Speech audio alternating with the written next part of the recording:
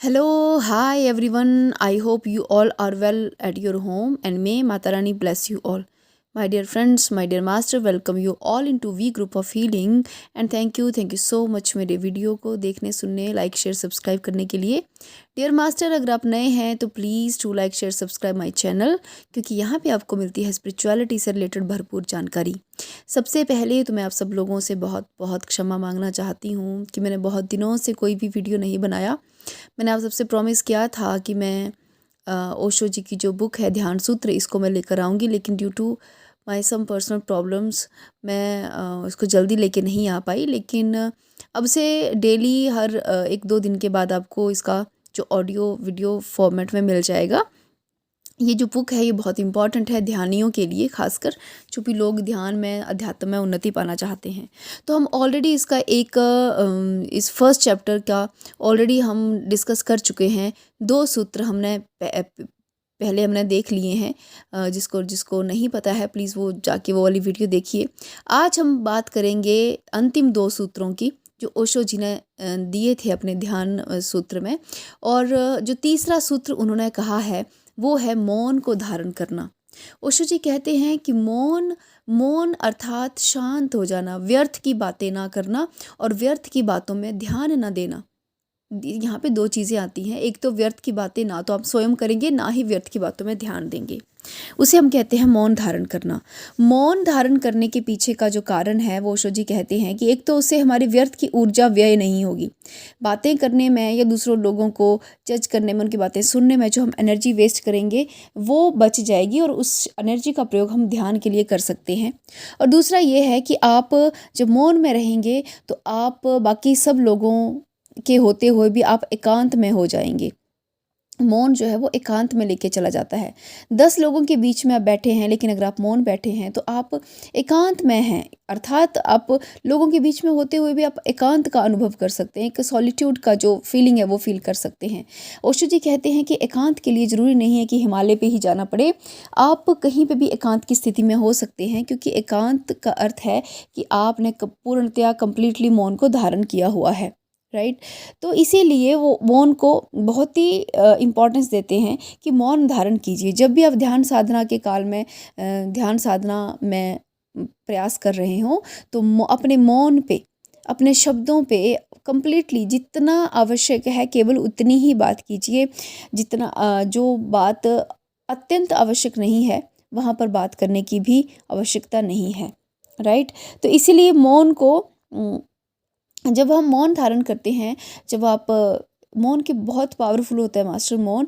तो जब धारण करते हैं तो हमें भीतर की जो हमारी इंट्यूशन पावर है, जो हमारा इनर गुरु है, अंतर गुरु है हमारे भीतर, हमें उसकी आवाज़ जो है वो फिर हमें सुनाई देना शुरू होती है, हमें समझ आना शुरू होती है। मौन धारण करने से हम बहुत ज़्यादा इंट्यूटिव भी हो जाते हैं। राइट। तो जब इनर गुरु या इनर इंट्यूशन की आवाज़ हम तक पहुंचती है और जब हम उसको फॉलो करना स्टार्ट करते हैं तो हमारी लाइफ में ड्रामेटिक वे से, बहुत फास्ट और क्विक वे से क्या आते हैं, चेंजेस आते हैं। राइट। तो इसीलिए ओशो जी कहते हैं कि मौन रहने से हमारे विचार, जो व्यर्थ के विचार हमारे दिमाग में चले रहते हैं, उस पर भी कंट्रोल पाया जा सकता है। तो मौन के बहुत अधिक महत्व हैं ध्यान साधना के समय में।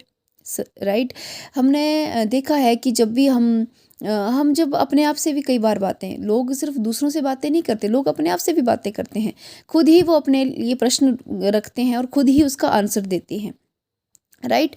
वो क्यों कर रहे हैं? क्योंकि कॉन्शियस लेवल पे थॉट उनके बहुत ओवरफ्लो हो रहे हैं, इतने ज़्यादा थॉट उनके ब्रेन में चल रहे हैं कि वो खुद से सेल्फ टॉक करना स्टार्ट कर देते हैं। और सेल्फ टॉक में क्या करते हैं, वो खुद से क्वेश्चन, खुद ही उसके आंसर्स। राइट। तो इसीलिए ओशो जी कहते हैं कि ये जो आपके थॉट्स आते हैं ये कॉन्शियस माइंड से आते हैं। हमारा जो माइंड है, मन है, वो बहुत बड़ी चीज़ है मास्टर, उसको समझना इतना आसान नहीं है। उसमें सिर्फ छोटा सा हिस्सा जो है वो कॉन्शियस है, जहाँ से हमारे विचार आते हैं। बाकी सब अनकॉन्शियस और सबकॉन्शियस माइंड है, जहाँ पे बहुत कुछ रहस्य छुपे हुए हैं हमारे बारे में, लेकिन हमें वो पता नहीं चल पाते। राइट। तो वो कहते हैं कि कॉन्शियस माइंड को कंट्रोल करने का तरीका है मौन। जैसे ही कॉन्शियस माइंड कंट्रोल होगा, आपके थॉट आपके कंट्रोल में आएंगे और फिर आपकी समाधि की अवस्था बहुत शीघ्र लगेगी। राइट। तो ये था आपका थर्ड सूत्र मौन का। जो फोर्थ सूत्र है ओशो जी कहते हैं वो है ग्रेटिट्यूड। ग्रेटिट्यूड पे करना, धन्यवाद का भाव रखना, राइट।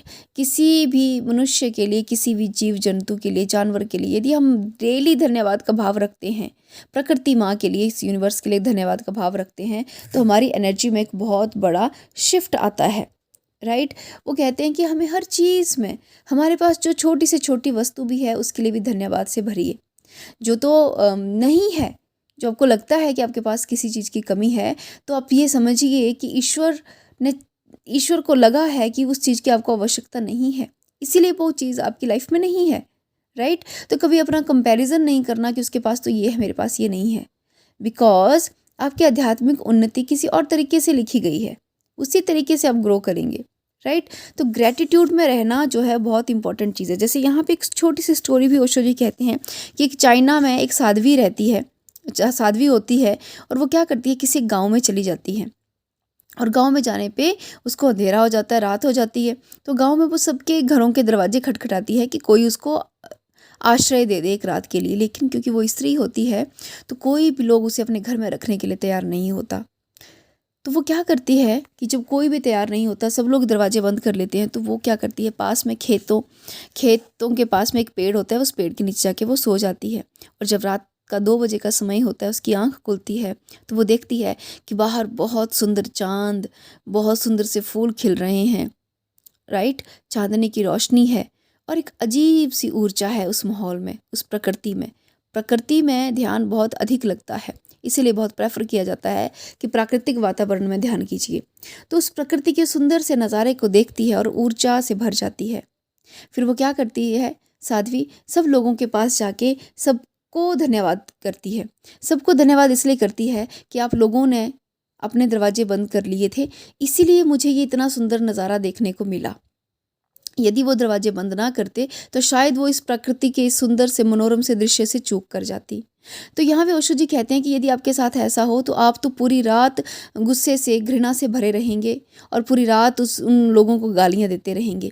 लेकिन यहाँ पे उस आदमी ने क्या किया, सबका धन्यवाद किया।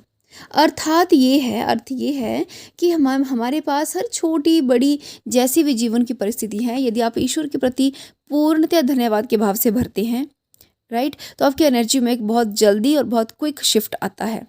तो इसीलिए ईश्वर से हर बात के लिए, हर चीज़ के लिए धन्यवाद से भरिए, राइट।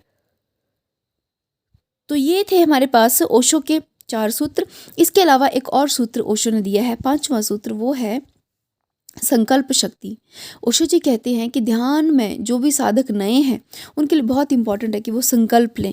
संकल्प लेने की विधि भी यहाँ पे ओशो जी बताते हैं कि आप श्वास पूरी अंदर लें, और जब श्वास अंदर लें तो उस समय मन में भाव रखें कि मैं ध्यान की स्थिति में उतर रहा हूँ, या मैं ध्यान की स्थिति को, समाधि की स्थिति को प्राप्त करके रहूँगा या रहूँगी। आप इस तरह से विचार लेकर आएँ, और फिर जब श्वास धीरे धीरे धीरे बाहर छोड़ें तो अपने शरीर से पूरी श्वास बाहर निकाल दें। जब पूरी श्वास बाहर निकल जाए तो कुछ क्षण के लिए श्वास नहीं लेनी है, उस श्वास को बाहर ही रोक के रखना है, और उस समय अपने एक संकल्प दोहराना है कि मैं ध्यान की स्थिति में उतर के रहूँगी, या ध्यान की स्थिति को पाकर रहूँगी या रहूँगा, राइट। जैसे आप ये करते हैं तो वो संकल्प आपके अनकॉन्शियस और सबकॉन्शियस लेवल तक पहुँच जाता है, सबकॉन्शियस माइंड तक पहुँच जाता है, और आप ध्यान की स्थिति को प्राप्त होते हैं, जल्दी ही ध्यान की स्थिति को आप प्राप्त करते हैं। यहाँ पे एक छोटी सी स्टोरी भी बताते हैं संकल्प शक्ति को लेके, कि महात्मा बुद्ध जो 6 सालों से लगातार प्रयास कर रहे थे समाधि की स्थिति में आने के लिए, लेकिन उनको समाधि लगी नहीं। फिर एक दिन क्या हुआ, एक रात्रि के समय उन्होंने संकल्प किया कि अब मैं तब ही यहाँ से उठूँगा जब मुझे सत्य का ज्ञान होगा। एक पेड़ के नीचे वो बैठ गए और उन्होंने संकल्प ले लिया कि मैं बिना सत्य के ज्ञान के मैं इस स्थान से नहीं उठूँगा। जब वो संकल्प उन्होंने लिया तो वो संकल्प उनके अनकॉन्शियस माइंड तक पहुंच गया, और जिस तपस्या को वो पिछले 6-7 सालों से लगातार कर रहे थे, वो केवल एक संकल्प लेने से उसी रात उनको आत्म साक्षात्कार हुआ। तो संकल्प की शक्ति में इतनी पावर है, राइट। तो इसीलिए संकल्प लेने का तरीका बताया है। एक और तरीका ओशो जी सुझाते हैं यहाँ पे कि यदि आप सोने से पहले, प्रतिदिन सोने से पहले 5 मिनट के लिए अगर अपने भीतर, अपने मन में इस बात को दोहराएं कि मैं ध्यान की उच्चतम स्थिति को प्राप्त करूंगी, और वो भाव करते करते आप सो जाएं, और सुबह जब फिर उठें तो फिर से उन अपने जो संकल्प थे उनको दोहराना है, क्योंकि सोने से पहले और उठने के जस्ट बाद हमारा सबकॉन्शियस जो है वो एक्टिव रहता है। तो वो संकल्प यदि सबकॉन्शियस पे पहुंच गया तो उस काम को होने में देरी नहीं लगती, राइट। तो ओशो जी कहते हैं कि हमें संकल्प को दोहराना चाहिए कम से कम 5 बार, राइट। आप दिन के समय में भी ये प्रयोग कर सकते हैं, राइट। तो ये था आपका ओशो जी का संकल्प के बारे में, राइट।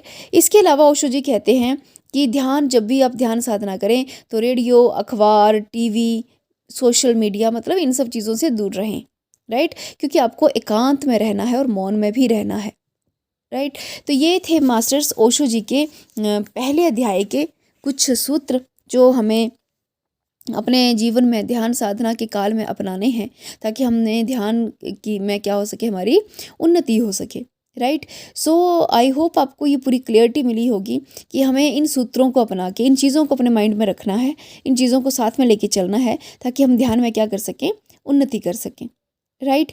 तो मास्टर यदि किसी का कोई क्वेश्चन क्वेरी है तो पूछ सकते हैं। बहुत जल्दी मैं इसका नेक्स्ट सेकंड जो चैप्टर है हम वो स्टार्ट करेंगे ध्यान सूत्र का, और उसको मैं आपके समक्ष लेकर आऊँगी। तो बने रहिए मेरे साथ। Thank you so much for the listening. Thank you masters.